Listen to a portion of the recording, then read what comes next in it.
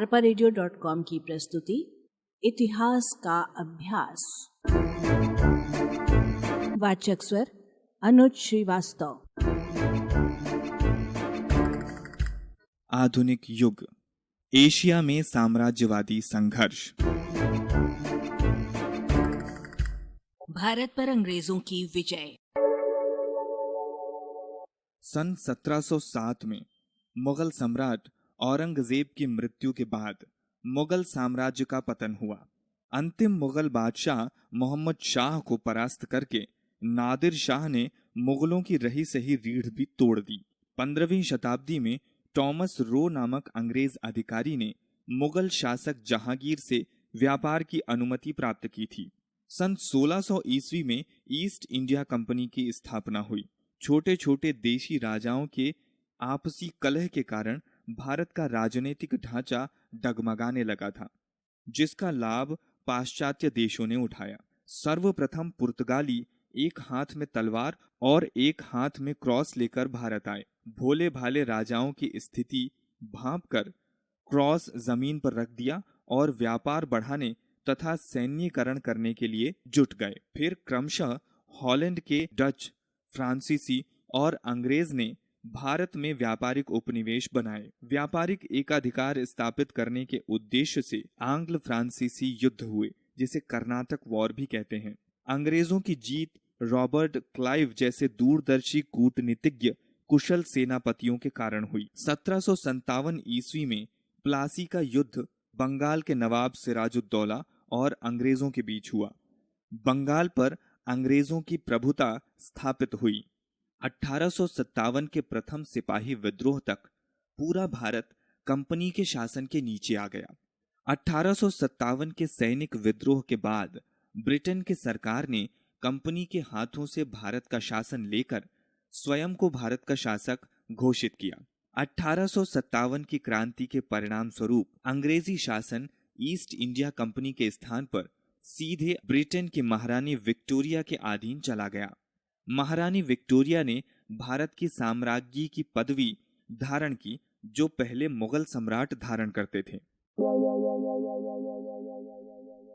भारत की सामाजिक और आर्थिक स्थिति। भारत में व्याप्त कुरीतियां, बाल विवाह, विधवा विवाह, सती प्रथा, अस्पृश्यता, बलि प्रथा और अशिक्षा को दूर करने के लिए समाज सुधारक राजा राम मोहन राय, दयानंद सरस्वती, रामकृष्ण परमहंस और स्वामी विवेकानंद आदि ने प्रयास किए। विभिन्न सामाजिक सुधारों के लिए विलियम बेंटिक का योगदान भी महत्वपूर्ण था। अंग्रेजों ने भारतीय बाजारों पर अपना कब्जा कर लिया। यातायात की व्यवस्था, रेल, तार और डाक की व्यवस्था प्रारंभ की। अंग्रेज व्यापारियों को आयात निर्यात करों से मुक्त कर दिया गया।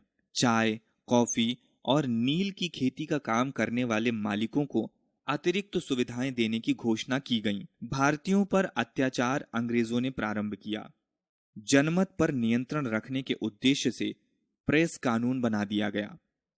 भारतीयों को महत्वपूर्ण सरकारी पदों पर नियुक्त नहीं किया गया। सार्वजनिक जीवन में अंग्रेज भारतीयों से अभद्र व्यवहार करते थे, उनके आत्मसम्मान को ठेस पहुंचाते थे। इन्हीं कारणों से राष्ट्रपिता महात्मा गांधी ने सक्रिय राजनीति में प्रवेश किया। भारतीय जनता के आर्थिक शोषण एवं उन पर अत्याचार करने में अंग्रेजों ने कोई कसर नहीं छोड़ी। भारत के सामाजिक और आर्थिक जीवन में अनेक महत्वपूर्ण परिवर्तन आए। भारत को अंग्रेजी साम्राज्य का सबसे चमकदार हीरा कहा जाता था। स्मरणीय बिंदु। 1600 ईस्वी में ईस्ट इंडिया कंपनी की स्थापना हुई। 1707 में मुगल सम्राट औरंगजेब की मृत्यु हुई। 1757 प्लासी का युद्ध हुआ, सिराजुद्दौला और अंग्रेजों के बीच। 1857 ईस्वी में प्रथम स्वतंत्रता संग्राम हुआ, जिसे सिपाही विद्रोह भी कहते हैं। 1857 ईस्वी में महारानी विक्टोरिया ने साम्राज्ञी की पदवी धारण की।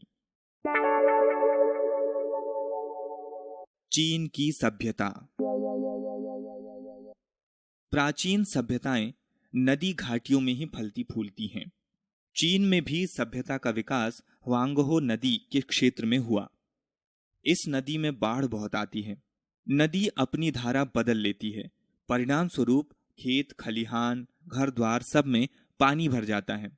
चीन का शोक हवांग को ही कहते हैं। इसकी तुलना भारत की दामोदर नदी से की जाती है, क्योंकि दामोदर नदी में भी बहुत बाढ़ें आती हैं। विशेषज्ञों के अनुसार सबसे प्राचीन चीनी सभ्यता शाड़ वंश के राजाओं ने 1765 ईस्वी पूर्व से 1122 ईस्वी तक अर्थात 14वीं शताब्दी में उच्च स्तर की संस्कृति का विकास किया। 6वीं शताब्दी से चीन पर साम्राज्यवादी आधिपत्य कायम हुआ। 19वीं शताब्दी तक के लंबे समय के दौरान चीन की सर्वतोन्मुखी उन्नति हुई। ईसा की 7वीं शताब्दी के आरंभ से चीन पर ताड़ राजवंश का शासन रहा। धर्म के मामले में उदार नीति अपनाई गई और वाणिज्य व्यापार को उन्नत बनाया गया।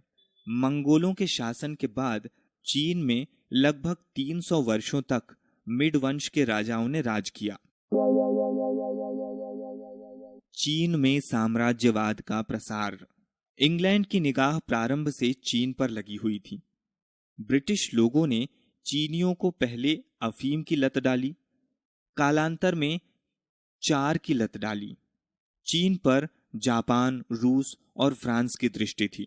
जापान और रूस के पास होने के कारण चीन का राजनैतिक, आर्थिक और सामरिक महत्व अधिक था। चीन के कच्चे माल के विशाल भंडार पर उनकी दृष्टि थी।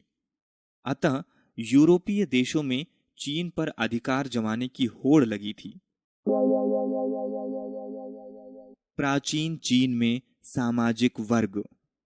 चीन में राजा के बाद कुलीन पुरुषों का स्थान था।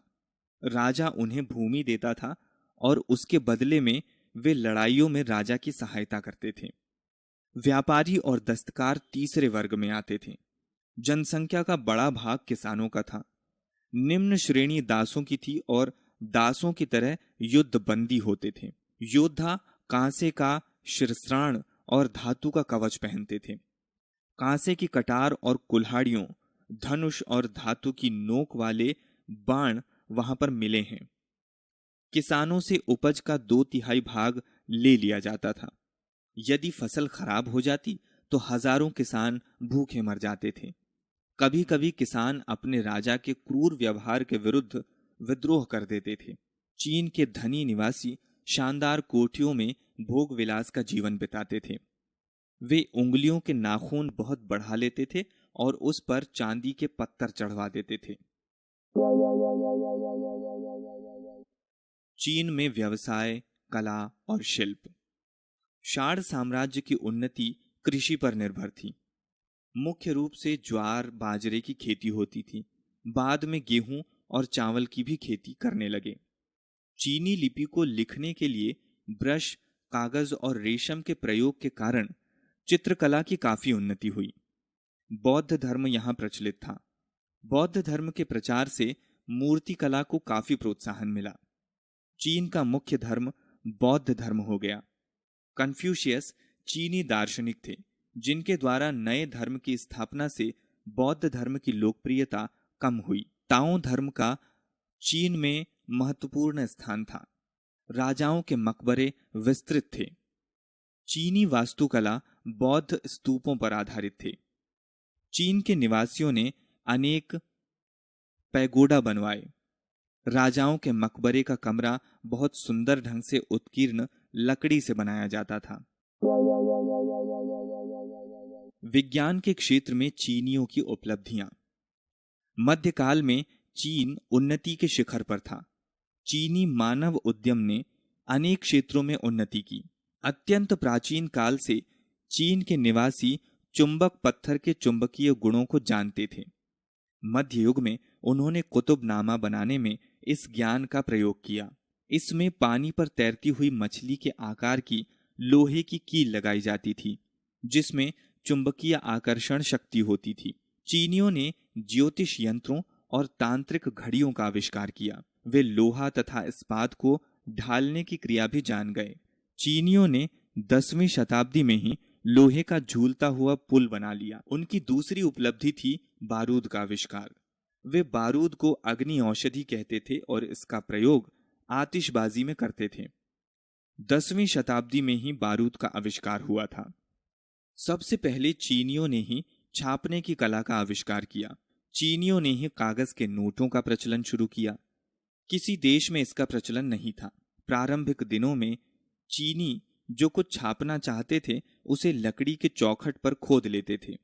उन पर स्याही लगाकर उसके द्वारा जितनी प्रतियों की आवश्यकता होती थी वे छाप लेते थे। बाद में 11वीं शताब्दी में वे अलग अलग अक्षरों को जिस रूप में चाहे लगाने लगे। पहले ये अक्षर पक्की मिट्टी के बनाए गए थे और फिर धातु के। इस आविष्कार के कारण अधिक पुस्तकों का छपना संभव हो गया। ज्ञान के प्रसार के लिए इस आविष्कार का उतना ही महत्व था जितना कि कागज के आविष्कार का। प्राचीन काल से इतिहास, गद्य और कविता संबंधी जो साहित्य लिखा गया वो समृद्ध हुआ था। व्यापार और वाणिज्य। दान वंश के राज्यकाल में चीन के विदेश व्यापार का विशेष महत्व था। चीनी वस्तुएं जैसे चीनी मिट्टी के बर्तनों और कागज की मांग देश भर में थी। चीन के बने चीनी मिट्टी के बर्तनों का स्थान विशेष था, जो कलात्मकता के लिए जगत प्रसिद्ध था। चीन का व्यापार वियतनाम, हिंद एशिया, भारत, मध्य एशिया, ईरान और वेजेंटाइन से था। ये मार्ग रेशम मार्ग कहलाता था। चीन मसाले, चंदन की लकड़ी, हाथी दांत और बारीक कपड़े का आयात बड़ी मात्रा में करता था। देश का धन विदेश न जाए इसलिए सूढ़ शासकों ने कागज के नोट चलाए। 15वीं शताब्दी के पश्चात मिडवंश के शासकों ने विदेश व्यापार को प्रोत्साहित नहीं किया।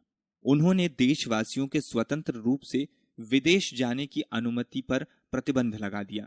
विदेशी व्यापार कैंटन बंदरगाह से ही हो सकता था। विदेशों से संपर्क स्थापित करने पर प्रतिबंध लग जाने से चीन की उन्नति में बाधा पड़ी। चीनी लिपि विचार को व्यक्त करने के लिए एक चिन्ह का प्रयोग करती थी। चीनी लिपि ने एक कला का रूप ले लिया। सभी स्थानों पर उसी तकनीक को अपनाया गया। लेखक रेशम या बांस की पतली पट्टिकाओं पर तूलिका से लिखते थे। चीन का सौर चांद पंचांग। चीन का पंचांग सूर्य और चांद की स्थितियों की गणना पर आधारित था। महीने चंद्रमा पर आधारित थे और प्रत्येक महीने में 29 या 30 दिन होते थे। चीनियों ने इस बात पर गौर किया कि वर्ष में लगभग 365 दिन होते हैं। चीनी विद्वानों ने ज्योतिष के एक अन्य क्षेत्र में भी अभूतपूर्व सफलता प्राप्त कर ली थी। वे चंद्र ग्रहण की पूर्व सूचना ठीक ठीक दे सकते थे। गणित में चीनी लोग दशमलव प्रणाली का प्रयोग जानते थे, किंतु बहुत समय तक उन्हें शून्य का ज्ञान नहीं था। चीनी अंकों की पद्धति गुणा पर आधारित थी। यदि उन्हें 300 लिखना होता था तो वे 100 और 3 के अंक लिखते थे। चीनियों ने अपनी यात्राओं के वृत्तांत लिखे, जिनमें वेनसांग और फाहयान का नाम उल्लेखनीय है। भूकंप लेखी यंत्र का आविष्कार भी चीनियों ने किया। उन्हें मानव शरीर रचना विज्ञान का भी ज्ञान था। अनेक संक्रामक रोगों को पहचान सकते थे और प्रत्येक के लक्षण जानते थे। भोजन और स्वास्थ्य का संबंध भी उन्हें ज्ञात था। उल्लेखनीय है कि पतंग प्राचीन चीनी निवासियों का ही खिलौना था और चीनियों ने ही छतरी का आविष्कार किया। स्मरणीय बिंदु। चीन में शाण साम्राज्य की उन्नति कृषि पर निर्भर थी। सम्राट अशोक ने बौद्ध धर्म के प्रसार प्रचार के लिए अपनी पुत्री संघमित्रा और पुत्र महेंद्र को चीन भेजा। कन्फ्यूशियस और लाओ त्से चीनी दार्शनिक थे। चीनियों ने ज्योतिष यंत्रों और यांत्रिक घड़ियों का आविष्कार किया। चीनियों ने बारूद का आविष्कार किया। बारूद को अग्नि औषधि कहते थे। चीनियों ने सर्वप्रथम छापने की कला का आविष्कार किया। arparedio.com की प्रस्तुति इतिहास का अभ्यास।